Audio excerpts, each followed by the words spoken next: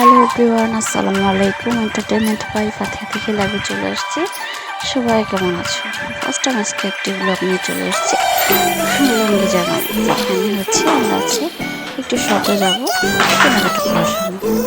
তো আর কি বের হয়ে গেলাম, কিন্তু দেখে সোজা মানে বললাম কি সাজেস্ট করানো না, মানে এভাবেই যাবো, বললো না আজকে এভাবেই যাবো। আমি বললাম লুঙ্গি জামাই চলো। ফাতিহা আমাদের বলে, এখন আমরা অটোর জন্য ওয়েট করতেছি, অটো আসার অপেক্ষা, ঠিক আছে। তো আর কি অটো মাঝে দাঁড়াইছে, রাস্তার মধ্যে যে অটো আসবে, অটো আসবে, আমরা যাবো রনি মার্কেট, ঠিক আছে। যাবো রনি মার্কেটে জুতো কেনার জন্য। কালকে দুঃখের বিষয় রাস্তায় একটা জুতো ছিল, যে একটা অটোকে দাঁড়া করালাম না, লোকজন যাইতে পারলাম না। তো যে দেখো সামনে একটা অটো আসতেছে, এটা আমরা দাঁড়া করেছি। তো আমরা এখান থেকে বেশি না, মাত্র 10 থেকে 15 মিনিট যাবো। এই যে চলে আসছে আমাদের অটো, এখন আমরা দেখতে পাচ্ছি আমরা আসলে কি ঘুরে যে আমরা অটো থেকে নেমে যাই।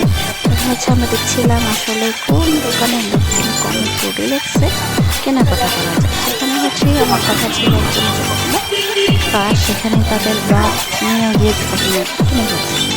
এখন কথা এটা কোনো কথা হইলো, যাই যে দেখতেছিলাম যে আসলে জুতা কোন দোকান দেখবো সেটা দেখতেছিলাম। তো আমি বলতেছি এটা করবো, আমি বলতেছি দেখানি। এই যে কাস্টমার চলে গেল, তারপর আপনার যেখানে খোলামেলা আছে সেখানে গিয়ে এখানে মোটামুটি ভালোই ছিল, দেখলাম যে আর কি সামনে যাইতেছি, এটা কোনটায় ঢোকাচ্ছে, আমরা জিয়া দোকানে তার কালেকশনগুলো মশলা অনেক সুন্দর। তো এটাই ঢুকে পড়লাম। আর আমার মেয়ে জুতা পছন্দ করতেছে ওর জন্য কেনার জন্য।